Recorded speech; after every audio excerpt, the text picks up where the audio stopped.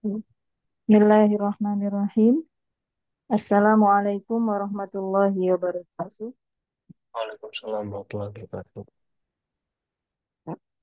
Alhamdulillahirabbil alamin wassalatu wassalamu ala asyrofil anbiya wal mursalin sayyidina maulana Muhammadin wa ala alihi wa ashabihi ajmain. Amma ba'du. Eh, Terima kasih teman-teman yang sudah hadir kembali di acara rutin ngaji fikih lingkungan, membaca dan mengkaji kitab Al-Bi'ah wal Hifadz 'alaiha min Manzur Islami. Semoga aktivitas kita pada hari ini menjadi aktivitas yang penuh barokah, manfaat, bisa menjadi ilmu yang sedikit banyak bisa kita aplikasikan dalam kehidupan sehari-hari. Terima kasih juga kepada Mas Syahril yang sudah mengingatkan kembali ngaji ini karena sebelumnya libur ya. Sebelumnya itu ada beberapa aktivitas yang saya nggak mungkin di jam ini. Pekan lalu itu saya harus sambangan anak saya dan di forum bersama pengasuh, jadi nggak mungkin saya tinggalkan. Ya, Bismillahirrahmanirrahim. Sebelum kita mulai, kita mari membaca Al-Fatihah dulu. Kita hadiahkan Fatihah ini kepada Kanjeng Rasul Sallallahu Alaihi Wasallam, kepada guru-guru kita, orang tua kita, yang sudah mengajarkan pada kita pengetahuan, beragam pengetahuan, literasi yang sangat kaya. Semoga beliau-beliau yang sudah mendahului kita dilapangkan kuburnya, dijauhkan dari siksa kubur, dan yang masih hidup semoga senantiasa berada dalam ridho Allah, dalam kesehatan lahir dan batin. Fatihah ini juga kita hadiahkan kepada muallif hadal kitab Syekh Ali Jum'ah, nafa'anallahu bihi wa bi'ulumihi fid dharain. Ala hadhihi niyya wa ala kulli niyatin sholihah. Al-Fatihah. A'udzu billahi minasyaitonir rajim. Bismillahirrahmanirrahim. Alhamdulillah.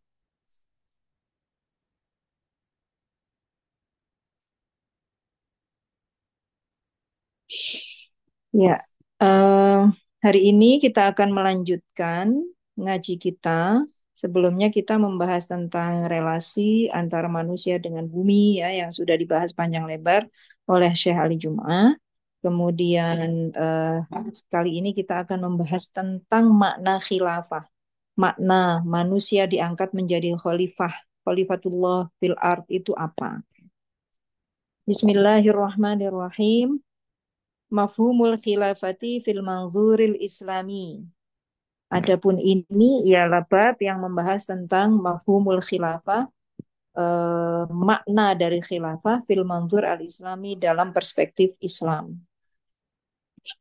Istikhlaful insani fil ardi huwa amrun minallahi ta'ala bil muhafazati 'alaiha wa ri'ayatiha wa tawkilun minhu subhanahu lil insani bi i'mariha wa islahi ma yatrau 'alaiha min fasadin. Istikhlaful insani fil ardi.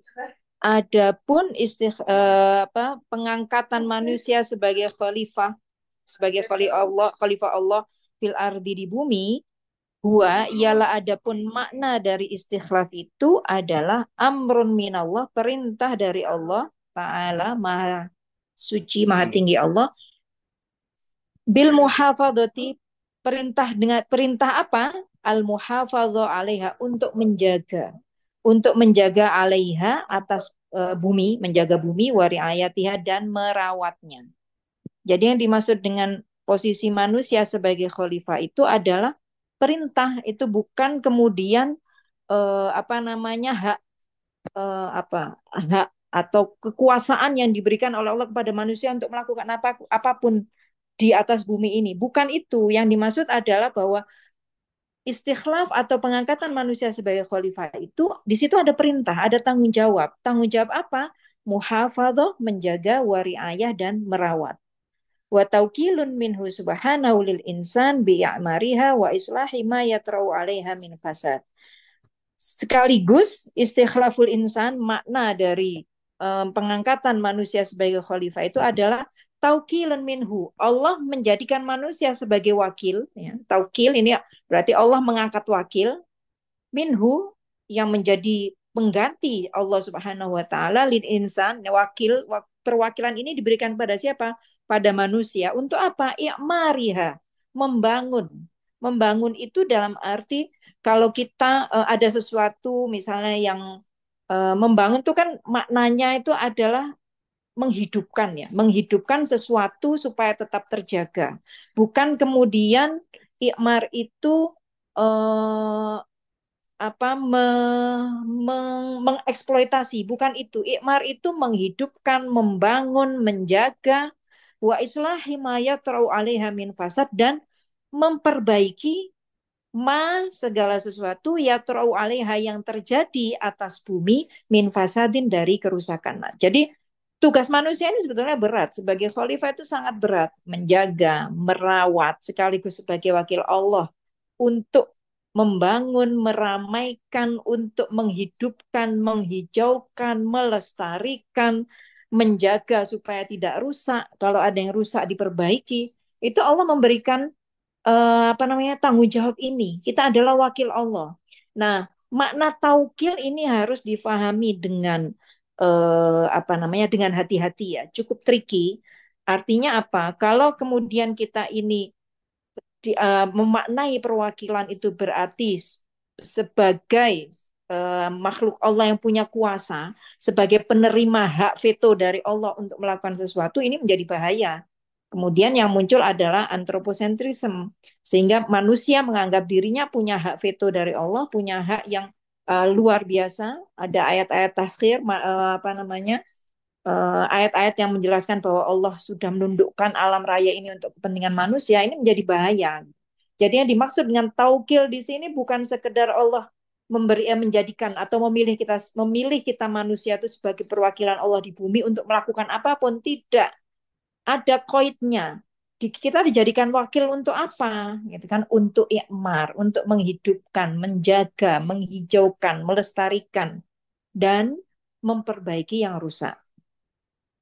Ya, mohon maaf kalau dalam apa namanya kajian ekologi sebetulnya pemilihan kata menghijaukan itu juga cukup tricky dalam arti alam ini tidak semuanya hijau, ada tumbuhan yang warnanya merah, ada batu yang otomatis warnanya tidak hijau, tapi penggunaan green itu merujuk pada kelestarian. Jadi dalam di internal kajian ekologi sendiri penggunaan kata green itu juga problematis ya. Ini pengetahuan kita bersama. Problematis dalam arti kalau kita menganggap bahwa semua yang hijau itu adalah baik, berarti kita ini tidak bersikap adil terhadap alam sebetulnya karena ada bagian alam yang tidak hijau gitu. Artinya bebatuan gitu kan tidak hijau warnanya gitu kan. Jadi tapi itu tetap ada juga apa namanya para ilmuwan di kajian ekologi yang tetap mempertahankan penggunaan kata-kata greening itu sebagai simbol saja bahwa green itu atau hijau itu berarti simbol kelestarian alam. Karena alam ini kan tidak semuanya hijau. Laut itu kan biru. Laut juga harus dijaga gitu. Tidak kemudian menjaga bumi ini hanya dengan tumbuh-tumbuhan saja, tapi juga menjaga bagaimana sungai, laut, langit bebas dari polusi, beragam polusi. Tapi di sini beliau apa namanya menunjukkan bahwa taukil di sini adalah sesuatu yang harus dipahami dengan benar, karena taukil di sini pengangkatan kita sebagai manusia itu untuk apa? Ada tujuannya. Jadi ada koidnya, ada batasannya. Kemudian beliau menukil beberapa ayat. Yang pertama, qala ta'ala, qala berfirman, ta'ala siapa Allah Ta'ala, wa qala rabbuka lil malaikati inni ja'ilun fil ardi khalifah. Qalu ataj'alu fiha may yufsidu fiha wa yasfiku dima. Ya, ayat ini sangat terkenal saya kira terkait dialog bagaimana Allah memberitahu kepada seluruh penduduk langit pada saat itu ketika Allah menciptakan Nabi Adam. Kemudian Allah membanggakan Nabi Adam ini, manusia pertama. Allah berfirman bahwa uh, Allah berfirman mengatakan memberitahu kepada malaikat pada saat itu, ini ja'ilun fil ardi khalifah. Aku telah memilih wakilnya, wakilku khalifah itu di bumi. Yang dimaksud adalah manusia. Kemudian dijawab oleh malaikat qalu, mereka semua interupsi gitu ya ketika diberitahu oleh Allah, aku sudah menciptakan makhluk yang berbeda dengan kalian wahai para malaikat. Makhluk ini aku ciptakan untuk menjadi khalifah, wakilku nanti di bumi. Kemudian diinterupsi oleh para malaikat, ataj'alu fiha may yufsidu fiha? Apa benar ya Allah, engkau menciptakan makhluk yang nanti akan berpotensi untuk merusak gitu. Yufsidu fiha wa yasfikud dima, merusak sekaligus juga menumpahkan darah. Ini kekhawatiran dari malaikat. Kemudian, nah ini ayat pertama dinukil oleh Syekh Ali Jum'ah ya, Syekh Ali Jum'ah terkait pengangkatan manusia sebagai khalifah. Ayat ini kemudian berlanjut bagaimana Allah menjelaskan bahwa Allah menjamin bahwa manusia yang diciptakan oleh Allah itu berbeda dengan malaikat, diberi sangu akal, pikiran, punya ilmu pengetahuan yang luas dan seterusnya. Nah, itu tidak dibahas di sini. Kemudian ayat kedua yang dinukil oleh beliau adalah qala berfirman ta'ala, siapa Allah Ta'ala, ya Dawudu inna ja'alnaka khalifatan fil ardi fahkum bainan nasi bil haqqi wa la tattabi'il hawa fayudillaka an sabilillah. Ya Dawudu, wahai Dawud, inna ja'alnaka khalifah, sesungguhnya kami Allah ja'alna menjadikan siapa kami kepadamu wahai Dawud khalifatan sebagai khalifah fil ardi di bumi. Fahkum, maka hendaklah engkau menghukumi atau memimpin ya, memimpin bainan nasi, memimpin manusia bil haqqi dengan kebenaran, wala tattabi' dan janganlah mengikuti siapa engkau al hawa, hawa nafsu, fayudillaka, maka sesungguhnya hawa nafsu tadi bisa me, apa namanya mm, yudillu itu menyesatkan. Yudillu menyesatkan kepadamu, yudillu menyesatkan apa al-hawa kepadamu ansabilillah dari jalannya Allah. Yulahadhu fil ayatil ula hirsul malaikati alal ardi min haitsu innaha makhluqatun lillah wa khasyatuhum ala ma yusibuha minal fasadi bi fi'lil insan. Qalu ataj'alu fiha may yufsidu fiha wa fasadul ardi yata'allaqu bil makani waz zaman wa yasfikud dima wa safkud dima yata'allaqu bil insan.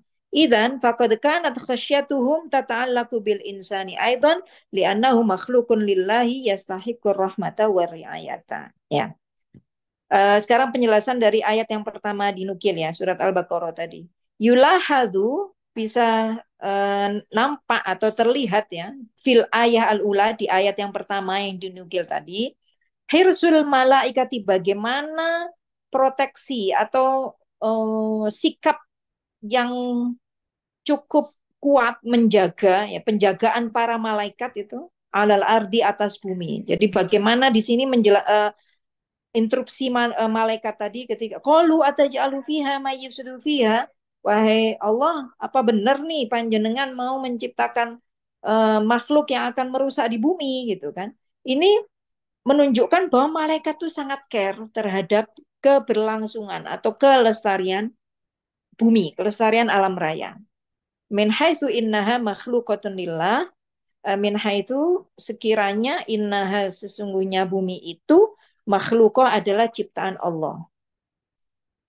Wa khasyatuhum ala ma yusibuha minal fasad. Mereka juga takut ya. Khasyatu apa di ayat tadi yang pertama ini hirsul malaika. Di situ menunjukkan bahwa malaikat itu sangat care terhadap bumi. Yang kedua, khasyatuhum ala ma yusibuha minal fasad. Mereka takut ala ma yusibuha atas segala sesuatu yang akan menimpa bumi, akan merusak bumi. Minal fasad ya, berupa kerusakan bifi'lil insan dengan karena perilaku manusia. Jadi sangat careful. Yang kedua, khawatir nanti kalau diciptakan manusia di bumi ini akan rusak gitu. Qalu ataj'alu fiha may yufsidu fiha. Ini apa namanya ayat ini pertanyaan yang disampaikan oleh malaikat itu instruksi terhadap Allah itu karena dia sebetulnya dia sendiri mereka malaikat para malaikat itu khawatir gitu. Gimana ini diciptakan makhluk yang bisa jadi berpotensi untuk merusak gitu. Ini mereka khawatir.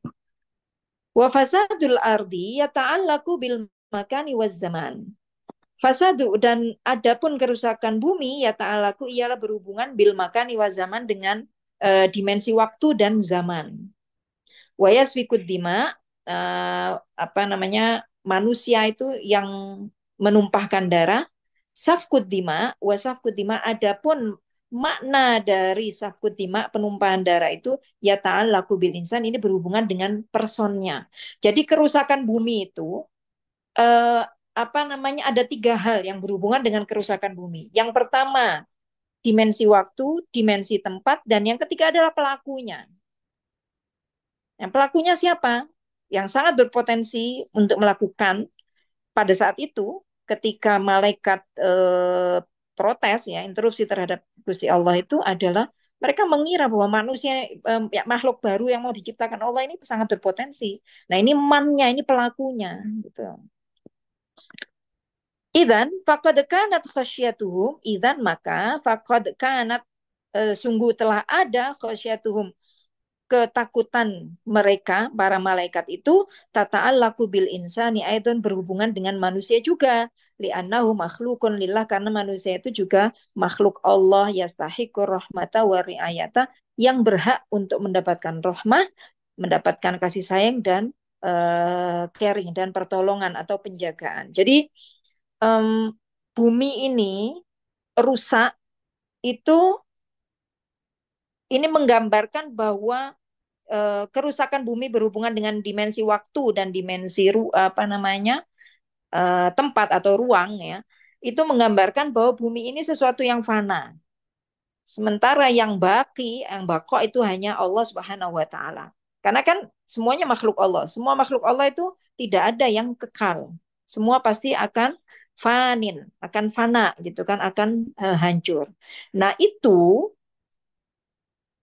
karena makhluk semua makhluk itu akan hancur, maka fasad fil ardi itu pasti akan terjadi suatu saat gitu loh, dengan dimensi waktu dan zaman tadi, entah kapan yang dikehendaki Allah kan gitu. Tapi ketika para malaikat mengatakan wayasfikud dima, berarti ada peran lain selain dimensi ruang dan waktu. Selain udah waktunya hancur, itu ada unsur lain yang menyebabkan kerusakan di bumi ini. Siapa pelakunya? Jadi kalau misalnya manusia tidak diciptakan oleh Allah pada saat itu, bumi ini ya pasti hancur, pasti akan punah kan begitu. Tapi keberadaan bumi ini berpotensi cukup besar untuk kemudian apa namanya, berpotensi cukup besar untuk kemudian merusak bumi tersebut. Jadi tanpa manusia aja bumi ini akan fana, ya, akan rusak gitu. Dengan manusia apalagi potensi untuk fana itu semakin besar. Watadharu al-wahdatul bina'iyatu fin nassi min khilali irdiha li sunaiyatil ardi wal insan fi qawlihi ta'ala wa idza tawalla sa'a fil ardi liyufsida fiha wa yuhlikal harta wan nasl wallahu la yuhibbul fasad. Liyufsida fiha fasadal ardi wa yuhlikul harta wan nasl halakal insan bihalakil ghada wa halakin nasl. Watadharu al-wahdatu al-bina'iyah fin nassi min khilali irdiha. Jadi dari watadharu dan nampak al-wahda al-binaiyah, kesatuan, eh, da- wahdah binaiyah. Jadi landasan, kesatuan landasan apa ya? Eh, hmm, Keutuhan landasan atau kesatuan landasan di atas, di nas, dalam ayat-ayat di atas ada apa namanya? Sunaiyatul ardi wal insan. Jadi ada keterkaitan antara hubungan bilateral ya, hubungan bilateral antara bumi dan manusia. Ini menjadi landasan yang utuh. Jadi wahda binaiyah itu landasan yang utuh, yang nggak bisa kita protes lagi. Bahwa ayat di atas menggambarkan kesaling tergantungan, interconnectedness antara manusia dengan bumi. Ada hubungan yang tadi bilateral ya. Kalau A-nya warnanya hitam, maka B-nya otomatis menjadi hitam juga. Kalau A-nya merah, B-nya juga akan menjadi merah. Kalau alamnya lestari, maka manusianya juga akan hidup sehat. Kalau alamnya rusak, maka manusia akan hidup sengsara karena sumber pakan, sumber energi dan semuanya rusak. Gitu. Jadi ini ada hubungan yang erat di ayat di atas bahwa ketika apa namanya manusia melakukan kerusakan, ya otomatis kerusakan di bumi, ya otomatis buminya akan rusak dan berakibat pada keberlangsungan kehidupan manusia itu sendiri. Dan sebaliknya, kalau misalnya manusia berbuat baik, ya maka kebaikan itu akan kembali kepada keberlangsungan kehidupan manusia. Di qouli ta'ala dalam ayat yang lain, misalnya wa idza tawalla, ketika manusia itu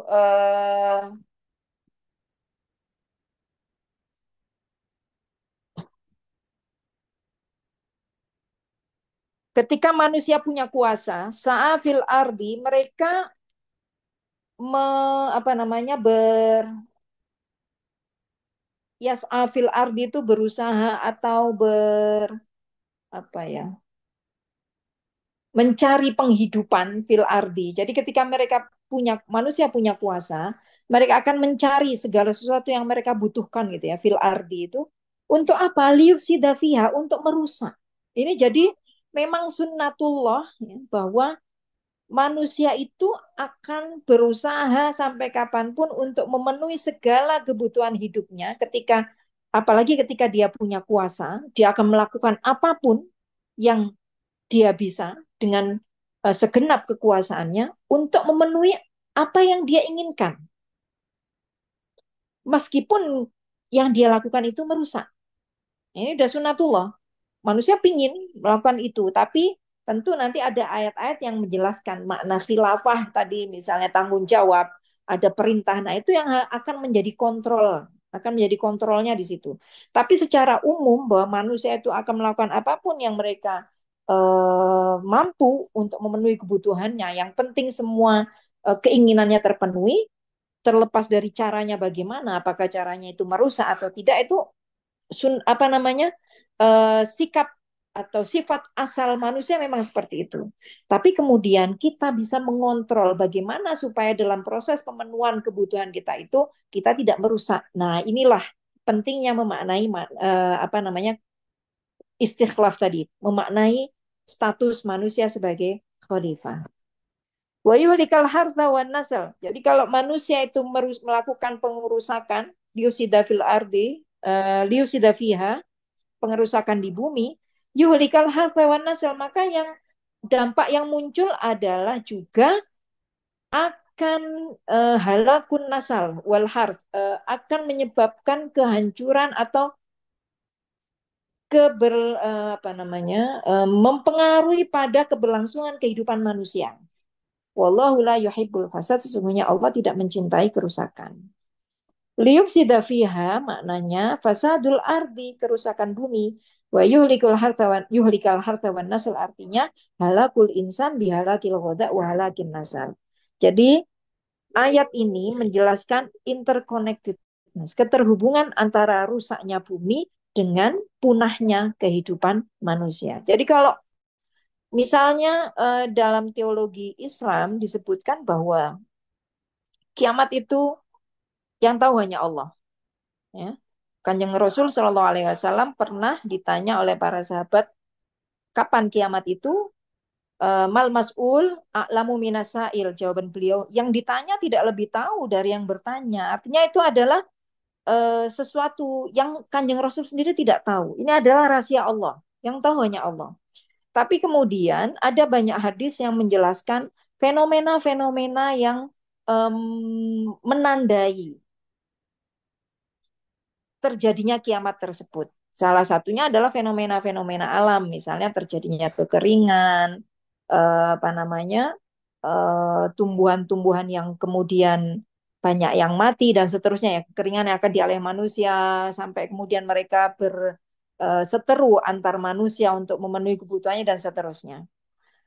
Kalau kita kemudian menarik dalam perspektif ekologi, dalam perspektif fikih Islam, fenomena-fenomena alam yang dijelaskan terkait dengan apa namanya kiamat itu, maka bisa jadi kita ini manusia punya pengaruh terhadap terjadinya kiamat itu sendiri. Kita nggak pernah tahu.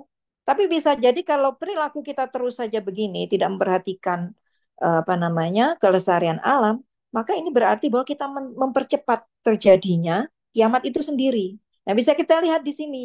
Halakul ardi, fasadul ardi itu ya ta'alaku bihalaki anas, bihalaki nasal. Jadi kerusakan alam itu berpengaruh kepada ketidaktersediaan pakan, ketidaktersediaan resource yang menjadi sumber kehidupan manusia, yang ini kemudian berakibat pada punahnya manusia itu sendiri. Jadi, ya itu tadi, berarti ini kan kalau manusia punah kan berarti udah kiamat, nggak ada lagi kehidupan kan begitu. Siapa yang membuat demikian? Manusia punya peran di sini.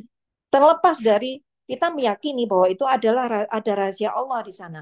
Tapi apa namanya dalam ayat ini juga Allah menjelaskan bahwa kerusakan bumi itu sangat berkaitan erat dengan punahnya kehidupan manusia. Kenapa? Kalau bumi apa namanya bumi ini udah rusak, kemudian kita naudzubillah semoga kita tidak mengalami masa itu ya.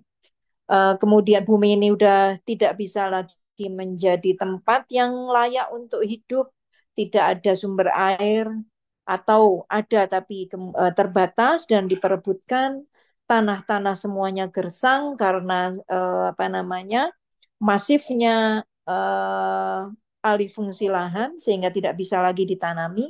Dari mana kita bisa makan? Nggak ada makanan, kemudian tidak ada minuman yang mencukupi, otomatis kita akan mati.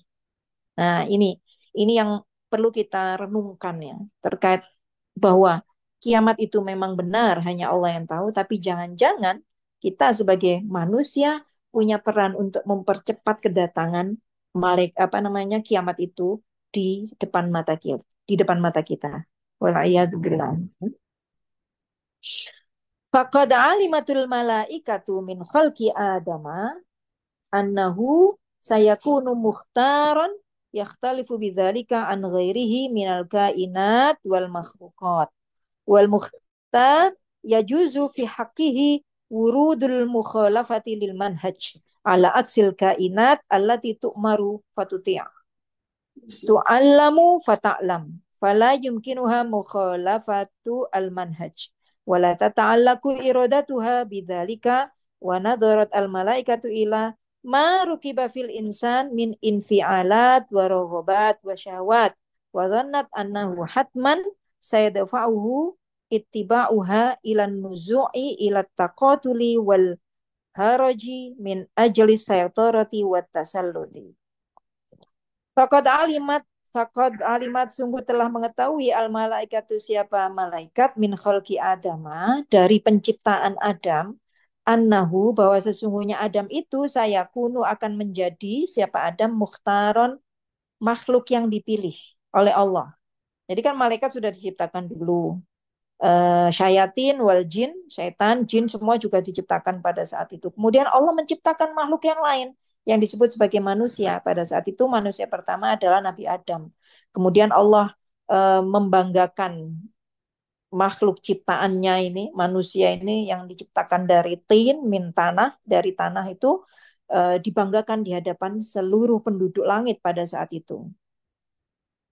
Nah, malaikat sudah tahu, wah ini manusia ini akan menjadi makhluk yang dipilih nih. Yakhtalifu bidzalika an ghairihi. Karena manusia ini pilihan, maka dia yakhtalif an ghairihi. Dia berbeda dengan makhluk Allah yang lain. Minal kainat wal makhlukat, dari makhluk-makhluk Allah yang lain. Wal mukhtar, dan adapun makhluk pilihan, ya juzu, ialah boleh fi hakihi, bagi al-mukhtar, bagi makhluk pilihan, wurudul mukhalafatiril manhaj, boleh apa? Boleh melakukan sesuatu yang berbeda dengan pakem, Yang biasanya orang-orang pilihan tuh kan punya alur sendiri. Kalau contoh ya, misalnya di kehidupan nyata kita misalnya, kita undangan, ada undangan umum, ada undangan VIP. Ini kan istimewa VIP. Kalau orang-orang VIP itu pasti layanannya juga berbeda dengan orang umum, undangan umum pada lainnya, pada orang apa undangan pada umumnya gitu kan.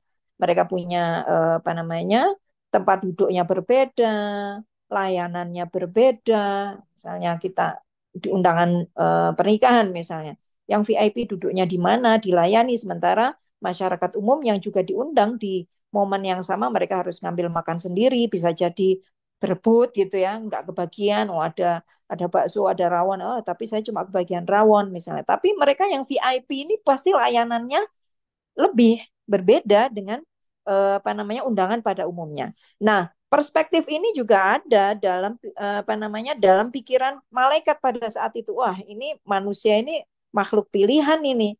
Nah, makhluk pilihan tuh biasanya apa namanya tata caranya, bagaimana dia memperlakukan alam raya dan seterusnya itu bisa jadi mukholafah lil apa namanya lil manhaj, berbeda dengan pakem secara umum gitu kan. Ala aksil kainat Allah tituk marufatuti. Berbeda dengan makhluk-makhluk yang lain yang kalau diperintah ya cuma manut. Malaikat itu kan malaikat itu diciptakan oleh Allah sebagai makhluk yang hanya punya taat. Disuruh sujud ya sujud terus, nggak ada capeknya, sampai diperintahkan untuk berhenti baru berhenti. Diperintahkan oleh Allah untuk tasbih ya tasbih terus, cuma itu yang dia lakukan. Nah, manusia nggak gitu, ini pasti dia bisa apa namanya punya celah, punya ruang untuk melakukan pelanggaran ini karena dia memang mukhtar, makhluk yang dipilih gitu, yang berbeda, yang istimewa gitu kan. Tu'allamu fata'lam. Kalau makhluk yang lain disuruh kemudian taat atau patuh, diajari kemudian tahu kan.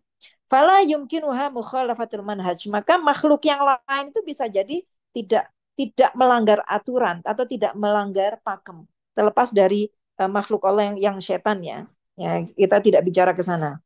Ya, kalau setan itu memang diciptakan untuk melanggar kan begitu. Ini kita bicara dalam konteks malaikat yang oleh Allah diajak berdialog pada saat itu, pada saat Allah menciptakan manusia.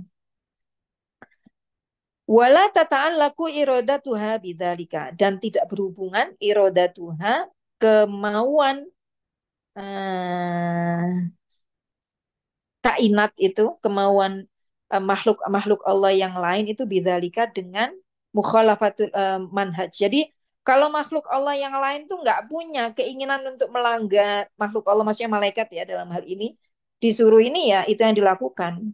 Tidak ada kemudian keinginan untuk melanggar perintah yang sudah ditetapkan. Wa nadharat al malaikatu ila ma rukiba fil insan min infialat wa raghabat wa syahawat. Wa nadharat, dan melihat al malaikatu siapa malaika ila ma rukiba fil insan, melihat pada apa? Pada potensi yang ditetapkan oleh Allah untuk manusia. Apa aja potensinya? Itu infialat. Infialat itu apa ya, potensi untuk bereaksi, apa namanya, ketika misalnya diperintahkan sesuatu bisa jadi menolak, bisa jadi suka, bisa jadi tidak suka. Ini infialat, reaksi. Warohobat, manusia juga punya keinginan sendiri. Kalau malaikat tuh nggak punya keinginan apa-apa. Jadi suruh suruh tasbih ya tasbih dok. Nggak ada capeknya, nggak ada keselnya, nggak ada pingin berhentinya, ya emang diciptakan untuk itu. Sementara manusia berbeda. Manusia itu paket komplit, dia berpotensi untuk menolak, dia berpotensi untuk mengkritisi, dia berpotensi untuk taat juga ada, berpotensi untuk baik, bersyukur juga ada, berpotensi untuk kemudian melanggar juga ada. Nah ini malaikat kemudian pada saat itu melihat ini memang makhluk pilihan Allah dan potensi-potensi apa namanya yang diberikan oleh Allah pada saat menciptakan manusia itu kompleks gitu ya. Tidak hanya untuk taat, tapi juga untuk maksiat, untuk melanggar. Wa dhannat annahu hatman sayadfa'uhu ittiba'uha ilan nuzu' ila taqatul wal haraj min ajli saitara wat tasallut.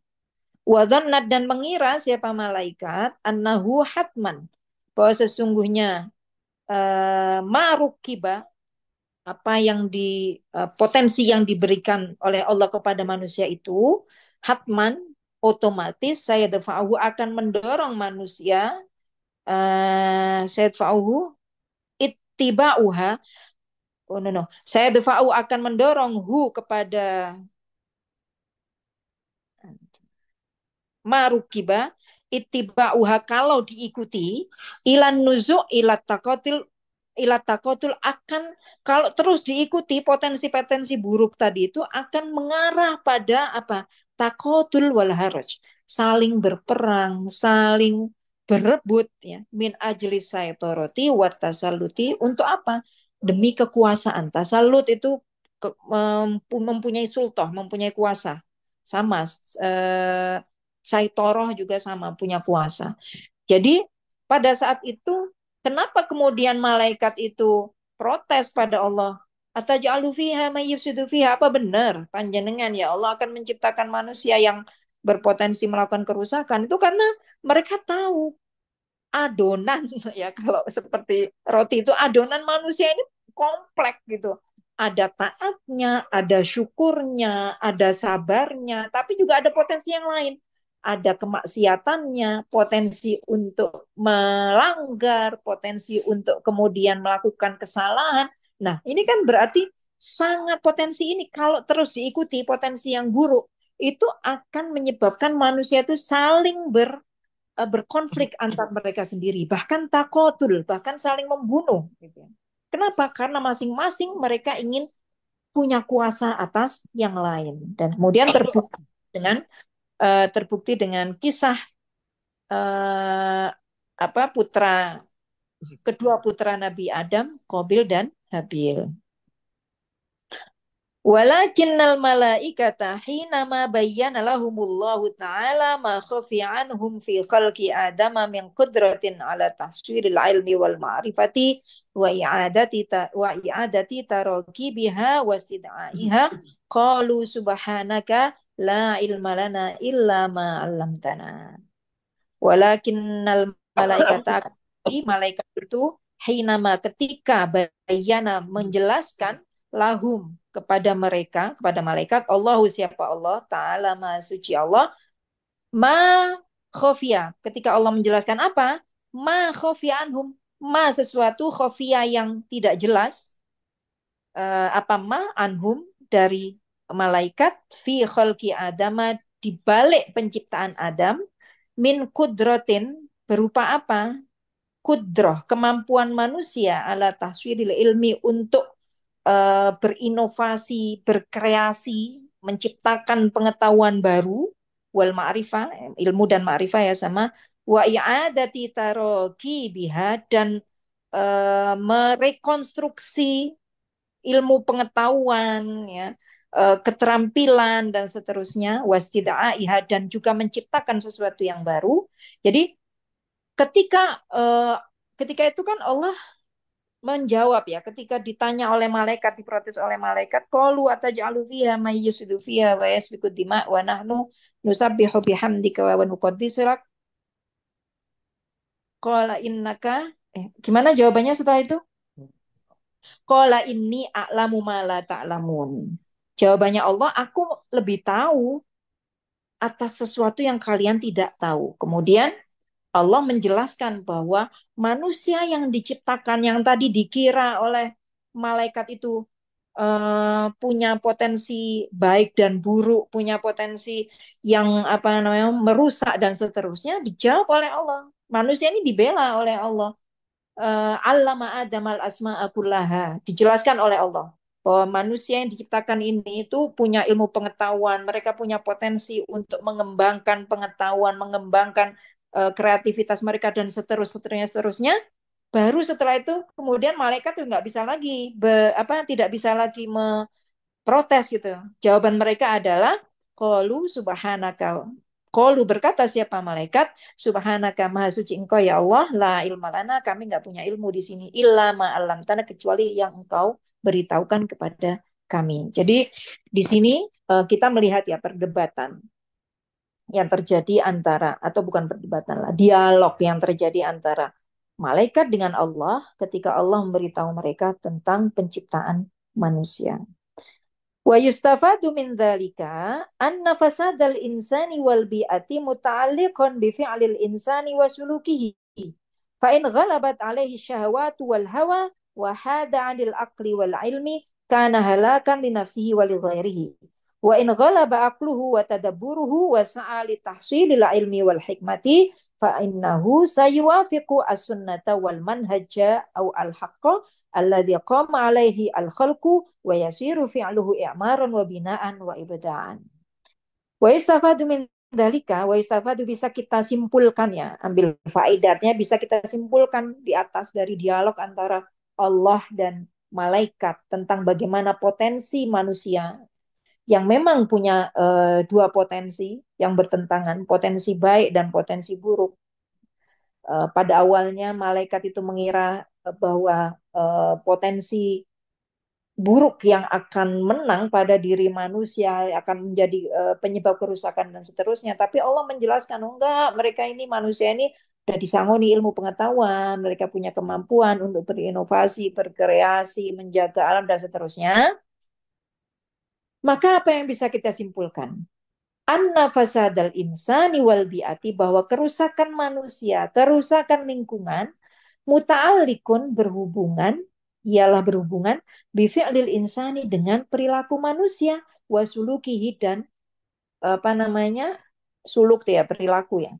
Jadi kerusakan bumi ini sangat tergantung bagaimana kita sebagai manusia memperlakukan bumi. Sangat bergantung pada bagaimana kita eh, memandang atau punya perspektif kita terhadap bumi itu sangat berpengaruh.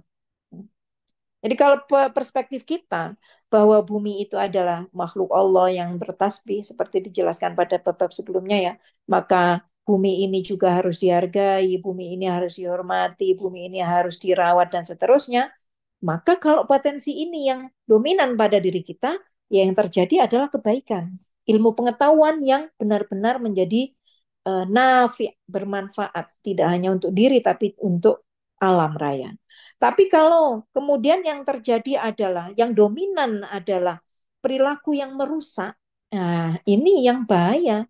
Karena yang terjadi adalah, kalau perilaku kita merusak, maka ya yang terjadi adalah kerusakan dan kita yang akan menanggung akibatnya gitu. Ya ini ya. Fa'in ghalabat alaihi syahwat, kalau yang dominan itu adalah syahwat, hawa nafsu, wahada anil akli, melenceng dari akal dan ilmu pengetahuan, karena halakan linafsi, maka yang terjadi adalah kehancuran baik bagi diri ataupun orang lain. Wa in ghalaba akluhu wa tadabburu, tapi kalau yang dominan itu adalah akal yang mengarah pada kebaikan, pengetahuan yang menunjukkan pada apa namanya, perilaku yang benar gitu ya, tadabur kita, perilaku yang kemudian holistik, perilaku dan perspektif yang holistik dalam ranah hubungan antara manusia dengan alam, wasa'ali tahsilil ilmi, dan kemudian manusia terus berusaha untuk menggali pengetahuan yang bermanfaat untuk diri dan lingkungan, wal hikmah, dan juga terus berusaha untuk menggali hikmah. Hikmah itu pengetahuan yang lebih mengarah pada kearifan atau kebijaksanaan ya. Fa innahu sayuwafiqu as-sunnah. Maka kalau ini yang dominan, kebaikan-kebaikan ilmu pengetahuan hikmah, fa innahu, maka sesungguhnya manusia sayuwafiqu as-sunnata wal manhaj. Dia akan yuwafiq, sesuai dengan sunnah, wal manhaj, dengan uh, kebenaran, dengan pakem yang sudah ditetapkan oleh Allah. Alladzi qama alaihi al-khalqu, yang eh, koma tegak alaihi ala al-haq, al-khalqu siapa? Manusia. Wa yasiru fi'luhu, maka yang kemudian akibatnya apa? Atau dampaknya apa ketika manusia ini menggunakan akalnya untuk kebaikan? yasiru fi'luhu i'maron. Maka perilakunya adalah i'mar. Perilakunya perilaku membangun, perilaku yang positif. Wa binaan wa ibdaan dan juga membangun dan ibda inovatif gitu ya. Jadi tergantung. Ini sangat tergantung bagaimana perspektif manusia terhadap alam. Itulah mungkin salah satu pentingnya kita ngaji lingkungannya. Selama ini misalnya salah satu yang menjadi PR kita bersama bahwa di realitas fikih lingkungan ini, pengetahuan tentang krisis lingkungan, pengetahuan tentang bagaimana perspektif Islam terhadap lingkungan, hubungannya dengan manusia dan seterusnya ini menjadi pengetahuan yang elitis ya. Hanya orang-orang elit, artinya bukan bukan orang kaya berkuasa tidak, tapi ya orang-orang yang melek literasi lingkungan dan ini masih sangat kecil. Orang-orang elit di lingkaran ini adalah masih sangat kecil. Realitas di tengah masyarakat banyak orang yang masih dikotomis ya, menganggap bahwa isu lingkungan itu bukan isu agama. Sehingga banyak tokoh-tokoh agama misalnya yang tidak kemudian menjadikan isu lingkungan ini menjadi hal penting yang harus didiseminasikan kepada para jamaahnya. Makin sangat minim misalnya dai-dai atau khutbah khotib-khotib Jum'ah itu yang mengangkat isu lingkungan itu sangat minim. Nah, ini padahal ini sangat penting karena kalau pengetahuan kita tentang relasi manusia dengan alam, relasi manusia dengan bumi, bagaimana perspektif Islam terhadap isu lingkungan, terhadap bumi, hubungan bumi, manusia, dan seterusnya, ini akan membangun kesadaran tadi bahwa sesuatu yang dilakukan oleh manusia sangat berdampak pada lingkungan. Dan apa yang terjadi pada lingkungan berdampak pada keberlangsungan kehidupan manusia itu sendiri. Ini jadi ada interconnectedness tadi ya. Wa yulahadu fil ayati as-saniyati ma jaa fiha min dzikril khilafati wal ardi wal haqq. Fal haqqu huwallahu subhanahu wa ta'ala wal haqqu huwalladzi qama alaihi al khalqu. Fa inna Allah subhanahu wa ta'ala lam yakhluq syai'an abathan aw la'iban. Qala ta'ala wa ma khalaqna as-samaa'a wal arda wa ma bainahuma la'ibin. Law aradna an nattakhidha lahwan lattakhadnahu min ladunna in kunna fa'ilin. Bal naqdhifu bil haqqi 'ala al batili fayadmaghuhu fa idza huwa zahiq wala kumul wailu mimma tasifun. Wallahu alam. Ini penjelasannya cukup panjang, jadi nggak bisa saya lanjutkan waktunya udah sempit. Saya kira cukup di sini, Mas Syahril. Barangkali ada pertanyaan, bisa lah kita masih 5 menit. Terima kasih.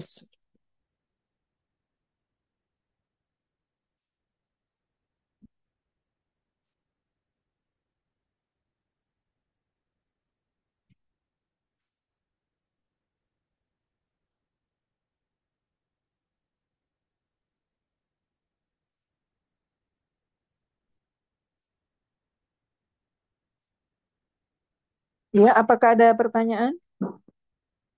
Mas Syahril ada di sana ya? Oke. Mungkin kalau tidak ada pertanyaan bisa dicukupkan, Nyai. Ya, ya. Baik. Ya, tidak apa-apa. Kalau misalnya tidak ada pertanyaan, insya Allah kita akan lanjutkan penjelasan yang cukup panjang lebar mengenai khilafah tadi ya. Kalau tadi masih masih mukaddimah terkait penciptaan manusia, negosiasi dan dialog antara manusia antara Allah dengan malaikat terkait penciptaan dan seterusnya. Nanti di ayat setelahnya yang membahas tentang khilafah lebih detail akan kita bahas di pertemuan yang akan datang insya Allah. Ya, kalau nggak ada pertanyaan, terima kasih banyak. Kita ketemu insya Allah Ahad yang akan datang. Wallahu a'lam bishawab. Mohon maaf. Terima kasih. Assalamualaikum warahmatullahi wabarakatuh. Waalaikumsalam warahmatullahi wabarakatuh. Matur nuwun, Nyai. Gue matur nuwun saya Lid nggih. Nggih, Allah.